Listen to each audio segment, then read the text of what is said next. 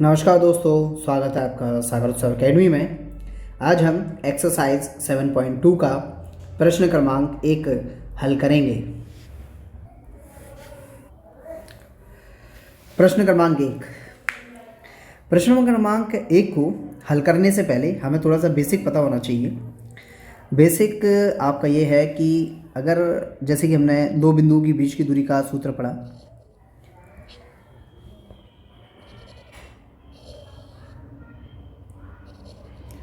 और दो बिंदु होते थे हमारे x1 y1 और x2 y2। तो ऐसे करके हमारे पास दो बिंदुओं के बीच की दूरी का सूत्र हुआ करता था। तो सूत्र क्या होता था कि भाई x2 माइनस x1 का whole square plus y2 minus y1 का होल स्क्वायर, ये हुआ करता था। मतलब कि दो बिंदु दिए रहते थे, अगर ये सूत्र लगा दें तो इनकी बीच की दूरी हमें ये मिल जाती थी, ए बी की बीच की दूरी। ये तो हमारा था बीच की दूरी का सूत्र। अगर मान लो कि ये पूरी लाइन जो है हमारी, अगर इसको दो हिस्सों में बांट दिया जाए, या जैसे कि यहाँ से बांट दिया जाए, तो इसके लिए सूत्र क्या बनेगा। अब देखो, इस ए बी लाइन को दो हिस्सों में बांटा है तो इसे बोलेंगे हम विभाजन सूत्र, है ना, क्योंकि विभाजन हो रहा है तो उसको बोलते हैं अपन विभाजन सूत्र। अब विभाजन सूत्र जो होता है तो इसमें हमें दो चीज़ें चाहिए पड़ती है। एक तो हमें ये पता है कि दो बिंदु दिए हैं, ये चीज़ तो लगेगी। इसके अलावा ये बाटे कितने कितने में है। तो जैसे कि मान लो कि पहला हिस्सा हमारा m1 है और दूसरा हिस्सा हमारा m2 है, ये इनकी बीच की दूरी है। ये m1 यहाँ से यहाँ तक है और m2 यहाँ से यहाँ तक है, और इनका अनुपात चाहिए होता है कि इनका अनुपात जितना होगा वो इसमें लगेगा। तो दो बिंदु दिए रहते हैं और अनुपात दिए रहते हैं, तो इसका सूत्र हो जाता है हमारा कि हमारा पहला पॉइंट होता है x, दूसरा होता है y। अब x के निर्देशांक जो निकालने होते हैं वो ऐसे निकालते हैं कि x हो जाएगा हमारा m1 x2 plus m2 x1, नीचे m1 प्लस m2। दूसरा होता है m1 y2 plus m2 y1, नीचे होता है m1 प्लस m2। तो ये हमारे विभाजन सूत्र है ये हमारा, यानी कि पहला वाला x का मान होता है, दूसरा वाला y का मान होता है। ठीक है, इतनी चीज़ तो आपको समझ में आ गई होगी, है ना। इसी से ये क्वेश्चन होना है हमारा, और ये आपको मैंने बेसिक बता दिया। तो चलो अब इसको सॉल्व भी कर लेते हैं। आप इसका स्क्रीनशॉट ले लो, और ये हमारा फॉर्मूला है विभाजन सूत्र का। इसमें एक चीज़ और है जो मैं आपको अभी बता देता हूँ कि जैसे कि मान लो कि हमारी जो लाइन है, अब इसको पूरा मिटा के बता देते हैं। ये हमारा, ये समझ में आ गया, ये विभाजन सूत्र है।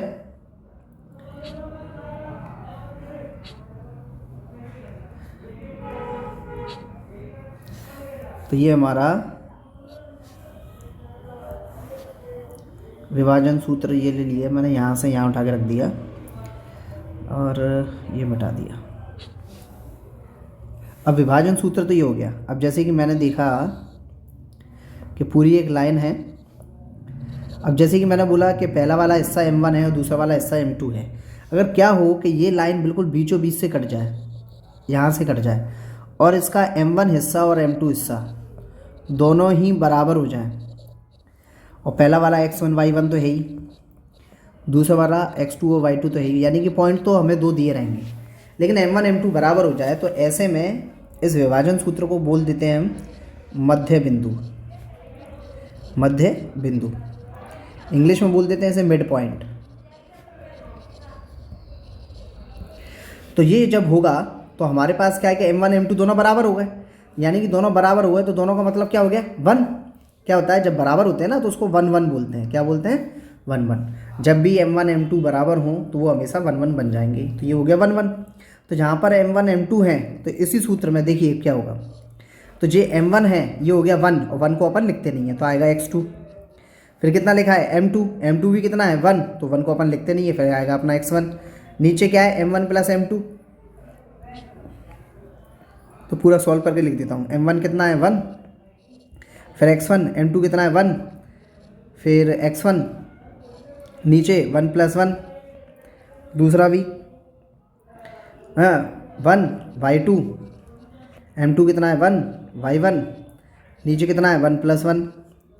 और जब ये सॉल्व होगा तो सॉल्व होके क्या बनेगा, देखो पहले हमारे पास क्या लिखा है,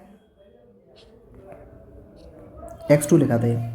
अब क्या है देखो, दोनों में एक एक का गुणा हो रहा है, तो x1 को अपन आगे लिख लो और x2 को पीछे लिख लो, क्योंकि एक का गुणा हो रहा था, एक का गुणा हो गया वही आ जाएगा। फिर नीचे एक और एक कितना जुड़ गया, 2। यहाँ भी वही है कि y2 का अगर 1 में होगा तो y2 ही आएगा, और y1 का भी 1 में होगा तो y1 आएगा। और y1 को आगे लिख दिया, y2 को पीछे लिख दिया, बस इतना किया है। ऐसे ही x1 और x2 में भी किया था। और इसके नीचे एक और एक है, वो जुड़ के कितना बन जाएगा हमारा, 2 बन जाएगा। तो ये बन जाता है हमारा मध्य बिंदु का निर्देशांक, यानी कि ये हमारा सूत्र हो गया। और एक सूत्र हमारा ये है, तो ये कहलाता है विभाजन सूत्र।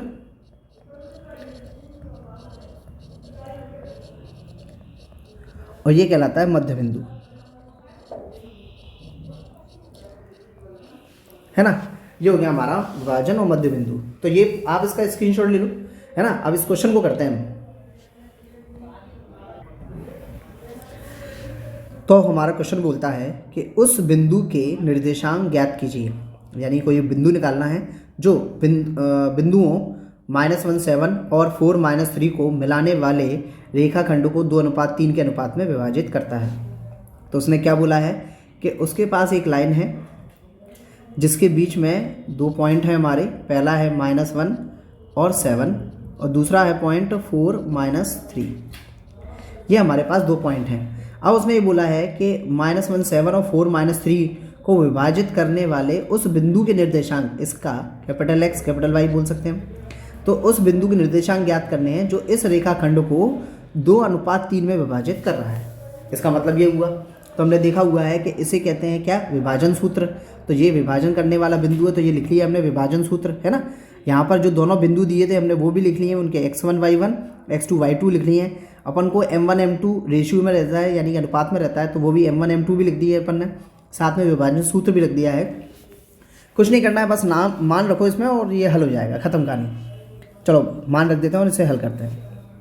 तो पहला वाला हमारा x बराबर m1 है हमारा 2, x2 है 4, m2 है 3, x1 है -1, m1 है हमारा 2, m2 है 3। y बराबर m1 है हमारा 2, y2 है -3, m2 है 3 और y1 है 7। सारे मान रख दिए। नीचे है m1 कितना हो जाएगा, वही 2, m2 हो जाएगा हमारा 3। ये मान रख दिए हमने। तो पहला वाला ये कैपिटल Y है, तो कैपिटल X बराबर 4 दूनी 8, 3 एकम 3 माइनस का 3, क्योंकि माइनस प्लस माइनस होता है। नीचे 3 2 5। y बराबर हमारा 3 दूनी 6 माइनस का 6, 7 है 21 प्लस का 21, नीचे 3 और 2 5। इतनी चीज़ आ गई हमारी,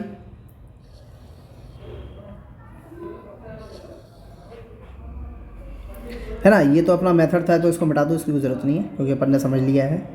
हाँ, अब इतनी चीज़ आ गई। अब देखो x बराबर क्या होगा, 8 में से 3 गए तो 5 बचे, नीचे भी कितने हैं 5।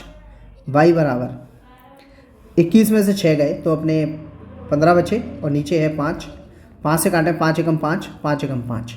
x बराबर हमारा 1 आया और नीचे का 1 अपन, नीचे भी 1 आया, नीचे का 1 अपन लिखते नहीं है। y बराबर 5 से काटेंगे, 5 एकम 5, 5 3 15, ऊपर आया 3 नीचे आया 1, नीचे का अपन 1 लिखते नहीं है। तो x बराबर 1 y बराबर 1।